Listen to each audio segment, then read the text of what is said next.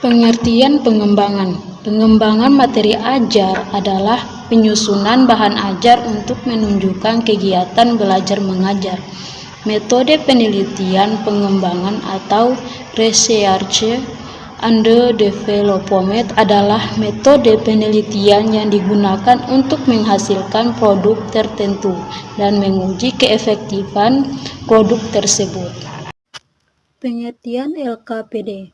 LKPD merupakan bahan ajar cetak yang di dalamnya berisi materi dan kegiatan yang akan dilakukan oleh peserta didik di dalam proses pembelajaran.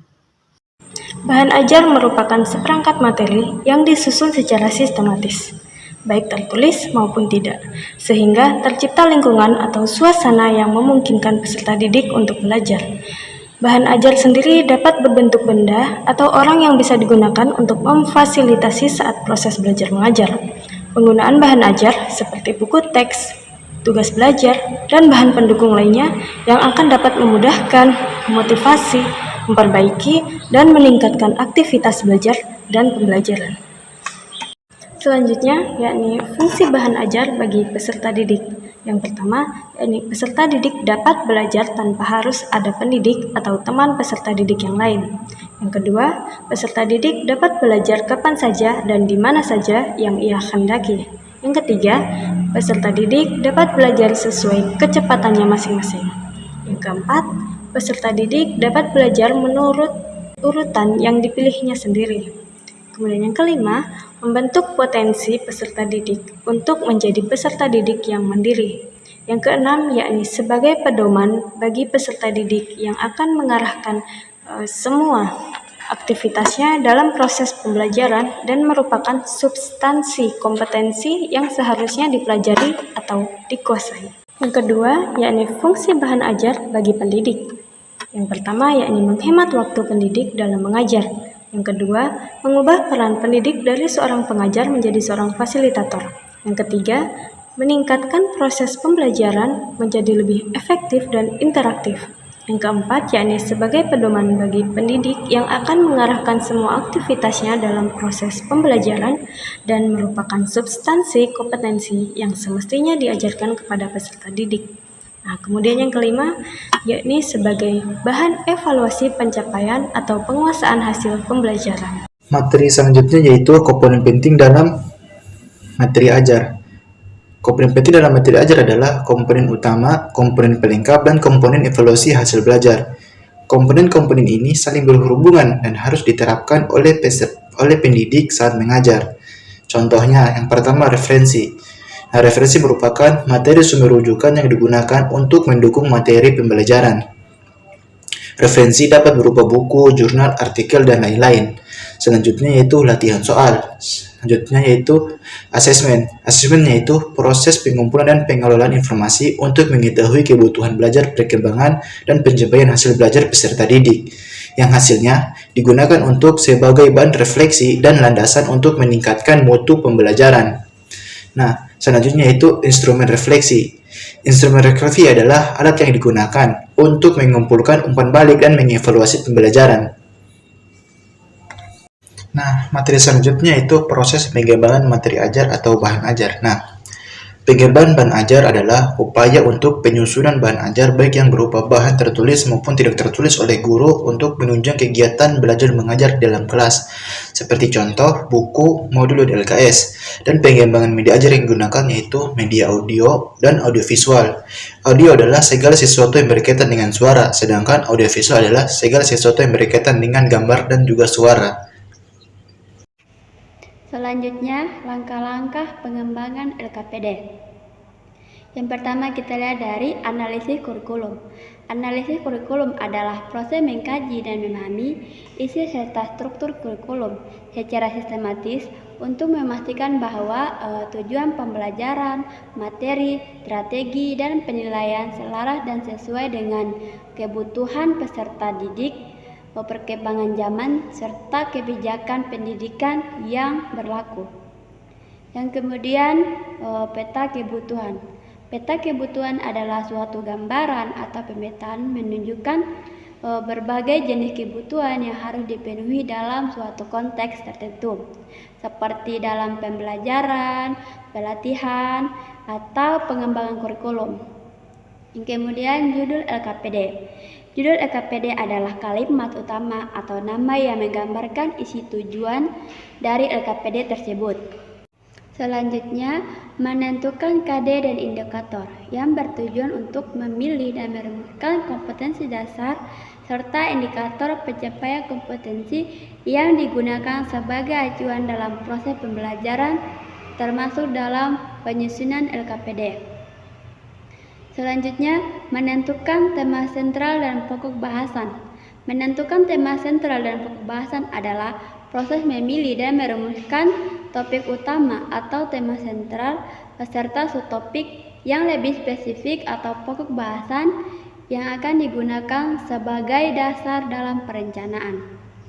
Selanjutnya, menentukan alat penilaian. Menentukan alat penilaian adalah proses memilih dan merancang instrumen atau cara digunakan untuk mengukur pencapaian kompetensi peserta didik setelah mengikuti suatu kegiatan pembelajaran. Selanjutnya, menyusun materi. Menyusun materi adalah proses merancang, memilih, dan mengorganisasi isi pembelajaran yang sesuai dengan kompetensi dasar atau KD, indikator, dan tujuan pembelajaran yang ingin dicapai.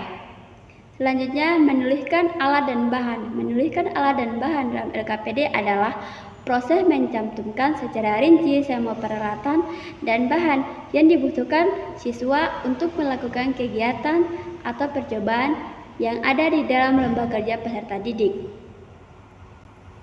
Selanjutnya,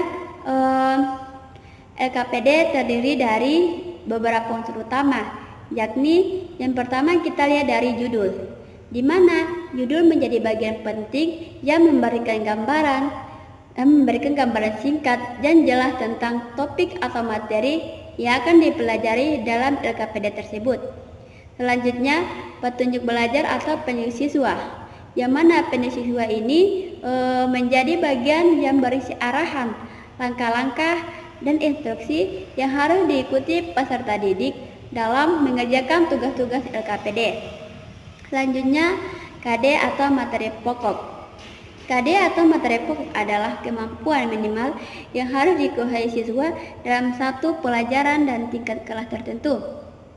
Sedangkan yang dimaksud dengan materi pokok adalah inti atau topik utama yang harus dipelajari siswa agar bisa mencapai atau menguasai KD yang ditetapkan.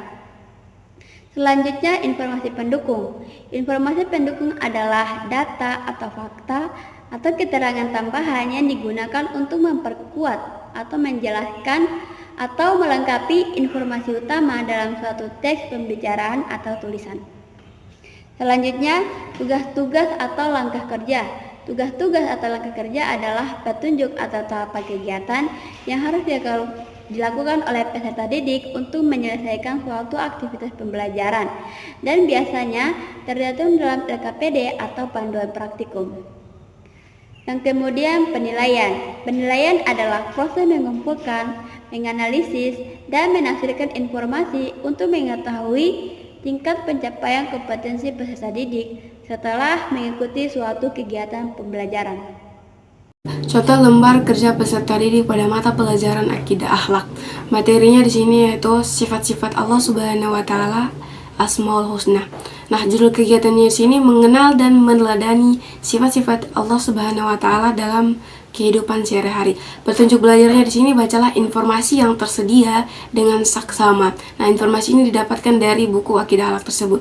Kedua itu diskusi materi bersama teman kelompokmu jika diperlukan. Nah, capaian pembelajaran diharapkan peserta didik mampu memahami makna sifat Allah Subhanahu wa taala yang wajib diketahui, menunjukkan sikap beriman kepada Allah melalui perilaku sehari-hari serta meneladani sifat-sifat tersebut dalam kehidupan nyata.